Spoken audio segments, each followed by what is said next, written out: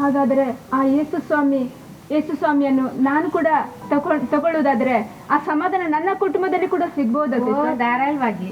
ಹೌದು, ನಮ್ಮ ಕುಟುಂಬದಲ್ಲಿದ್ದ ದುಃಖ ಕಣ್ಣೀರೆಲ್ಲ ನೀಗಿದೆ, ನಾವು ಸಂತೋಷವಾಗಿದ್ದೀವಿ.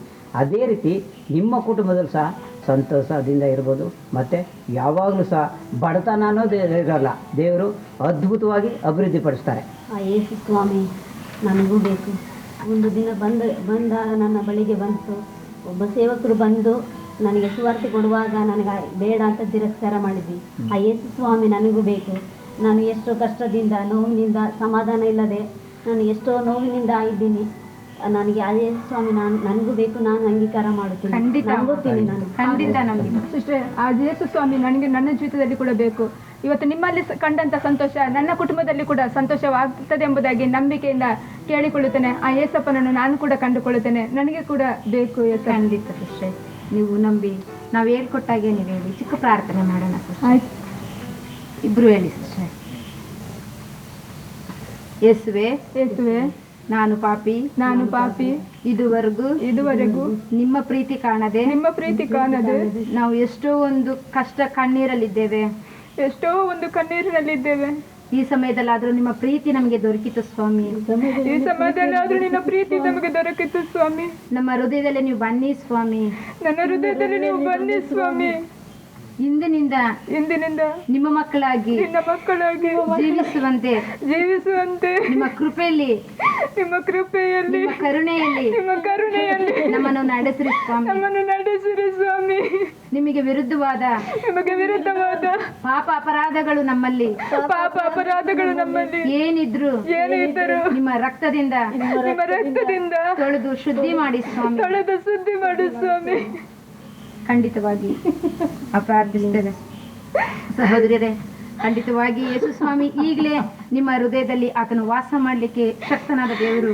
ಕರೆಯುವಂತ ಪ್ರತಿಯೊಂದು ಮಕ್ಕಳ ಹೃದಯದಲ್ಲಿ ಆತನು ಬರುವವರು. ನಾನು ಪಾಪಿ ಅಂತ ಒಪ್ಪಿಕೊಳ್ಳುವಂತ ಪ್ರತಿಯೊಬ್ಬ ಪಾಪಿಗಳ ಹೃದಯದಲ್ಲಿ ಆತನು ವಾಸ ಮಾಡುವ ಆತನು ಖಂಡಿತವಾಗ್ಲಿ ಈಗಲೇ ನಿಮ್ಮ ಕುಟುಂಬ ವಿಶೇಷವಾದ ಆಶೀರ್ವಾದದಲ್ಲಿ, ಬಿಡುಗಡೆಯಲ್ಲಿ, ಸಂತೋಷದಲ್ಲಿ, ಸಮಾಧಾನದಲ್ಲಿ ನಡೆಸಲು ಆತನ ಶಕ್ತನಾದ ದೇವರಾಗಿದ್ದಾರೆ, ಶಕ್ತನಾಗಿದ್ದಾರೆ. ಯೇಸುವೇ, ಪರಿಶುದ್ಧಾತ್ಮರೇ, ಈ ಸಮಯದಲ್ಲಿ ರಚನೆ ಕುಟುಂಬಗಳನ್ನು ನಿಮ್ಮಷ್ಟು ಒಪ್ಪಿಸಿಕೊಡ್ತೇವೆ. ರಚನೆ ಇನ್ನೊಂದಾದ ಆತ್ಮಗಳನ್ನು ನೀವು ಸಂತೈಸ್ರಿ ಸ್ವಾಮಿ. ನಿಮ್ಮ ಪ್ರೀತಿಯ ಕರಗಳಲ್ಲಿ ಇವರನ್ನು ಒಬ್ಬೊಬ್ಬರನ್ನು ಮುಟ್ಟಿ ನೀವು ತಾಯಿ ಪ್ರೀತಿಲಿ ಇವರನ್ನು ನಡೆಸಿರಿ ಸ್ವಾಮಿ. ಅಪ್ಪ, ಇಂದಿನಿಂದ ಮೊದಲುಗೊಂಡು ನಿಮಗಾಗಿ ಇವರು ಪ್ರಕಾಶಿಸಲಿ ಸ್ವಾಮಿ, ನಿಮಗಾಗಿ ಜೀವಿಸಲಿ ಸ್ವಾಮಿ. ಅಪ್ಪ, ಇವ್ರ ಕುಟುಂಬಗಳ ಮುಖಾಂತರ ಅಪ್ಪ ಇವ್ರು ಮಾಡುವ ಒಂದೊಂದು ಸೇವೆಗಳು ಕೆಲಸಗಳು ಮುಖಾಂತರ ಸ್ವಾಮಿ ನಿಮ್ಮ ನಾಮ ಮಹಿಮೆಯಾಗಬೇಕು. ರಚನೆ ಆ ರೀತಿಯಾದ ಅದ್ಭುತ ಕಾರ್ಯಗಳು ಸ್ವಾಮಿ ಇವರ ಜೀವಿತದಲ್ಲಿ ನೀವು ಮಾಡಿರಿ ಸ್ವಾಮಿ. ಹೌದು ರಜನೆ, ಒಬ್ಬ ಪಾಪಿ ಮನ ತಿರುಗಿದ್ರೆ ಪರಲೋಕ ಸಂತೋಷ ಪಡುವುದು ಅಂತ ಹೇಳಿದಿರಲ್ಲ ಸ್ವಾಮಿ, ನಾವು ನಂಬುತ್ತೇವೆ. ರಜನೆ, ಈ ಎರಡು ಕುಟುಂಬಗಳು ಸ್ವಾಮಿ ಈ ಸಮಯದಲ್ಲಿ ನೀವು ಸ್ಪರ್ಶಿಸಿದಕ್ಕಾಗಿ ನಿಮಗೆ ಮಹಿಮೆ ಆಗಲಿ. ರಜನೆ ಅಪ್ಪ, ನೀವು ಆಶೀರ್ವಾದ ಮಾಡಿದಕ್ಕಾಗಿ ನಿಮಗೆ ಮಹಿಮೆ ಸ್ವಾಮಿ. ನಮ್ಮ ಕುಟುಂಬವನ್ನು ಮಸ್ತು ಗೊಪ್ಪಿಸ್ತೇವೆ. ನಿಮ್ಮ ಚಿತ್ತ, ನಿಮ್ಮ ಉದ್ದೇಶ ಸ್ವಾಮಿ ನಮ್ಮೆಲ್ಲರ ಜೀವಿತದಲ್ಲಿ ನೆರವೇರಿಸಿ ರಾಜ.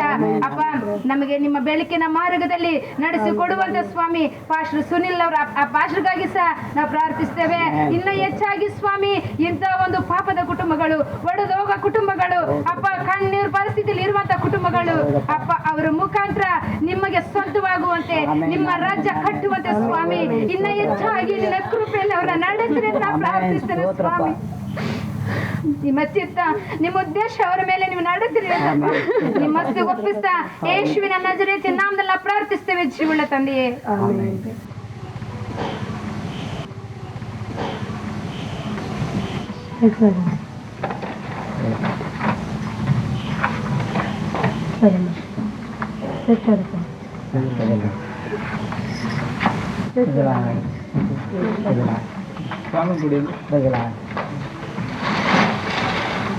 ಎಷ್ಟಾಯ್ತು?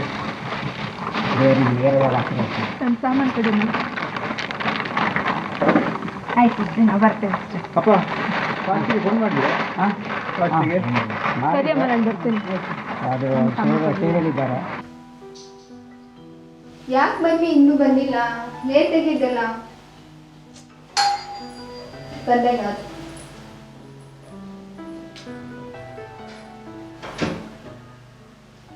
ಬಂದೆ ಮಮ್ಮಿ. ಬಂದೆ. ಬಾ, ಅಡಿಗೆ ಮಾಡಿದ್ಯಾ? ಆಗಿದೆ ಮಮ್ಮಿ. ಎಂತ ಗೊತ್ತಿಲ್ಲ, ನನಗೆ ತುಂಬಾ ಸಂತೋಷ ಸುದ್ದಿ. ಹೌದಾ? ಹೌದು. ಏನು? ನಮ್ಮ ಧನರಾಜಣ್ಣ ಅವರು ಇದ್ರಲ್ಲ, ಯಾರು ನೋಡು, ಖುಷಿ ಅಂದ್ರೆ ಖುಷಿ ಆಗ್ತಿದೆಯಪ್ಪ. ನನಗೂ ಕೂಡ ಅಂತ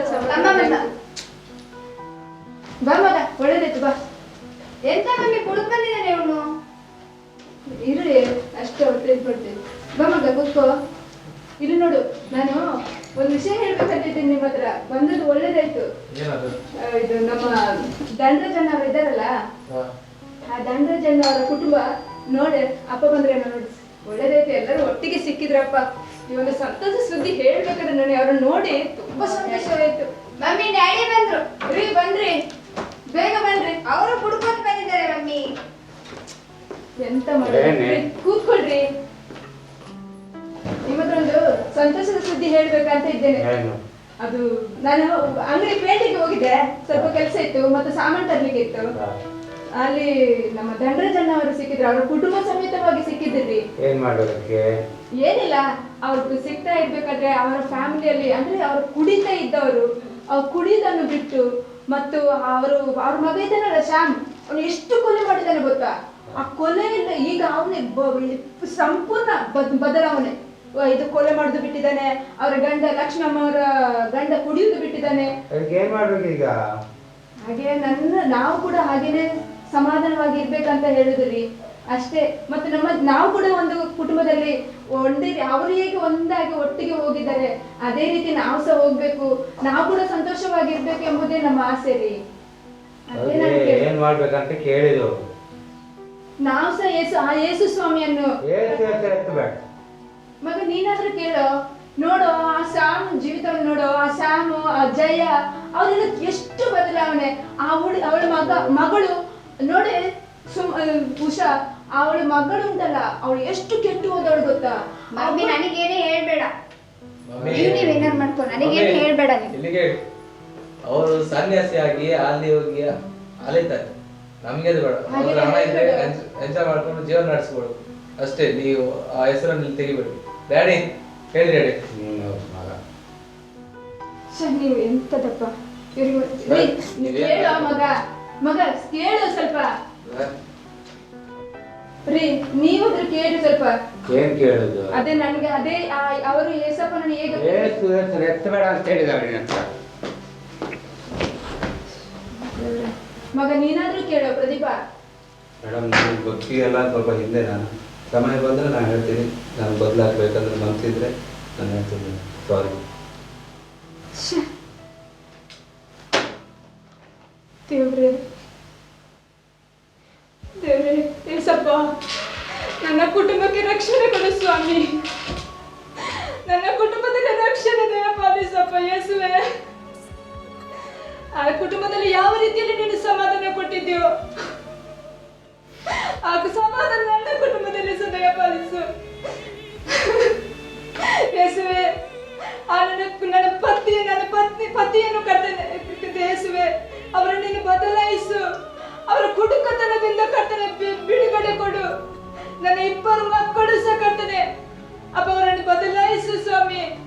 ಏಸಪ್ಪ, ನನ್ನ ಪ್ರಾರ್ಥನೆ ಕೇಳು ಸ್ವಾಮಿ, ನನ್ನ ಪ್ರಾರ್ಥನೆ ಕೇಳು